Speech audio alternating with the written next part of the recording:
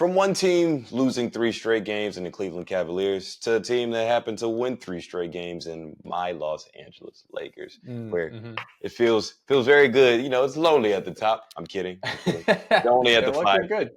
They're at the They're five looking seed. really good. For a team that had low expectations, right? That didn't make any major offseason moves, decided to stay pat, and the only move that they made that's been relevant in the last, 6 months or so is Dorian Finney-Smith being added to the court roster. But hey, Good addition. it Good is a good addition. addition. Clearly. They won 5 of their last 7 games. AD's leading the team in scoring and rebounding, Bron and assists. How do we feel about the Lakers and where they're at? And does it look like they still need to go find that third star, or do they need more complementary pieces?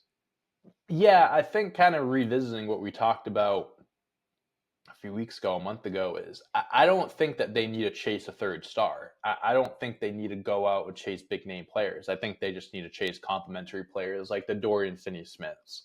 I think that they do look good right now, but I still look at them as this is just like the Cavs that lost 3 straight games. It's an 82-game season. They're going to have highs and lows. The Lakers have, had stretches where it's like, ooh, they need to make a move now. Things aren't looking good for them. And now they're, they look good right now. They're doing well, winning 5 of their last 7, like you said. Anthony Davis looking good. LeBron, I think you probably know this, or correct me if I'm wrong, but I was watching the Lakers game listening in, and they said that LeBron and AD have played I've only missed 3 games each this season, or 4 games each, something very low. So it's like you can tell that they're committed. They're there every single night.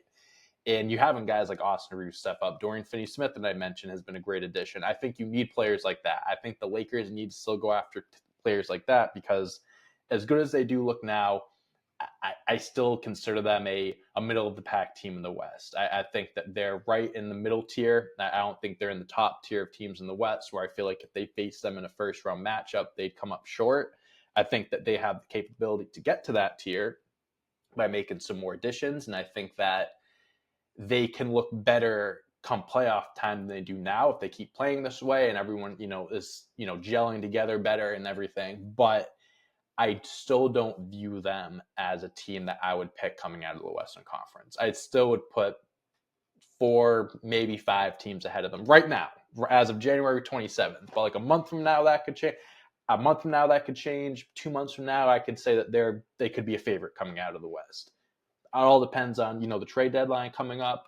They make a move, like I mentioned, about going after some, smaller name role player complementary guys, but for now, I still look at them as a middle of the pack team in the West throughout all of this.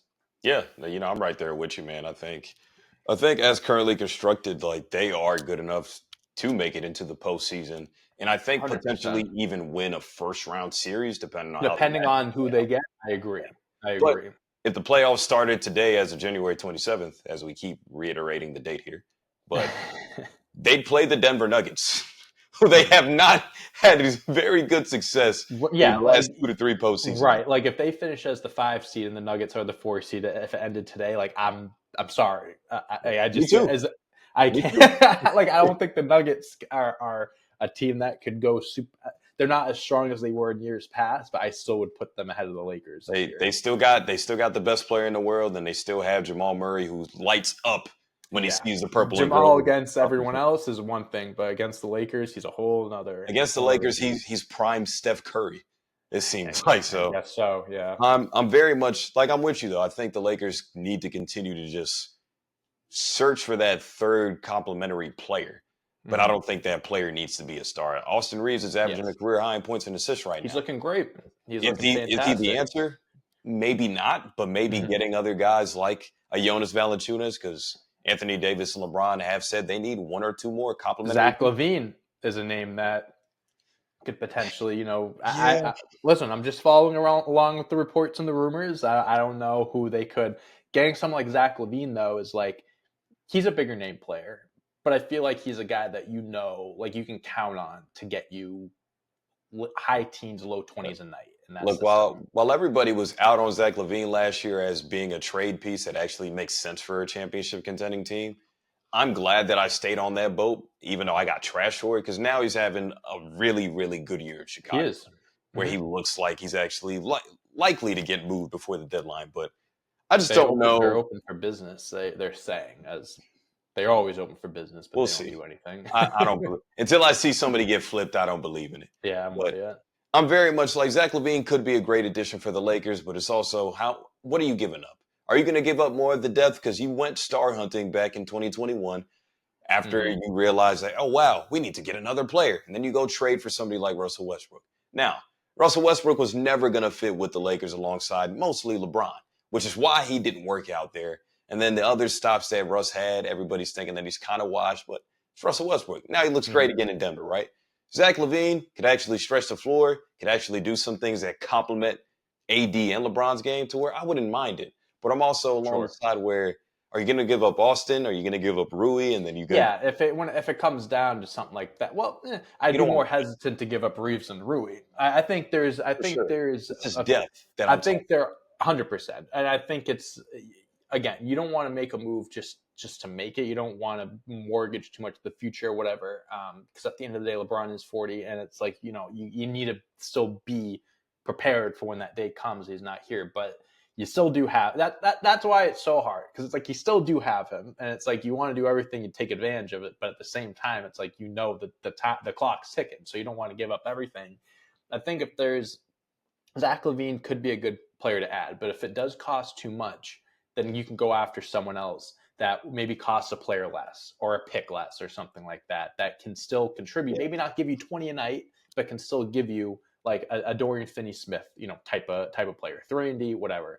Nikola Vucevic, we're talking about the Bulls. Maybe Nikola Vucevic is a better fit on the Lakers than maybe. Zach LaVine is because Anthony Davis is begging the Lakers to get a So please center, get a 5. basically. Please get a 5. Please. So Nikola Vucevic, who averages 20 points a game, not a crazy defender around the rim, Good but rebounder. spreads the floor, good rebounder. I'm pretty sure he's averaging 20 and 10 this year. 3 assists too, 55% from the field and 41% from three.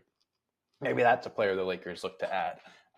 But yeah, I think going Mm, after someone that those are bigger name players, but complementary pieces that wouldn't be the quote unquote third isn't a star player. I think those are the guys the Lakers should go after. yeah, I mean, which is why, like, a guy like Jonas Valanciunas pops up, Robert Mm-hmm. Williams, even if out in Sure. Portland, or do you want to go get a 5 man that makes sense? Because AD said it, and I've said it too before I even heard him say it to Shams, where they had their most success when AD was at the 4, and they had Dwight and JaVale McGee soaking up minutes at the 5 back in 2020. That's how Mm-hmm. they won their title. You had a Right. stable of bigs that were actually solid defensively, where AD could kind of roam like a free safety and just make plays defensively. And then even stretching out the offense with AD at the 4 looks a lot different because now there's a 5 man that could just crash down on the glass on offensive boards and actually go to that dunker spot, while Mm-hmm. AD could float out somewhere on the perimeter, or he could be inside if he wants to. That Right. gives more mobility and more flexibility for him to actually be effective. So I'm with it. I think it makes sense for them to keep making pieces, like making moves to get pieces. Because, like Yeah. you, I don't think that the Lakers are necessarily built to win right now. I'm a Lakers fan, but I'm not one of those delusional guys. Like, I understand that out west, we're not beating OKC probably right now, and if we're we're matching up with Denver, I'm nervous. Mm-hmm. It's not realistic right now. Memphis and Right. Houston, I don't know. I kind of give it more of a I fair think shake. you could catch them. You could catch 'em. I think you give the Grizzlies and Rockets the edge, but Yeah, I do think Lakers could beat them. we could pop those two if things Right. actually came down to it. But the other two teams that I mentioned, nah. Even the Clippers, Mm. we still don't do that great. The Lakers don't do that great against the Clippers. So Yeah. I'm I'm ready to see something happen before the February 6th deadline here. So It's coming Lakers, up. It's it's coming coming up up. quick. So So get we'll see. something done. Mhm.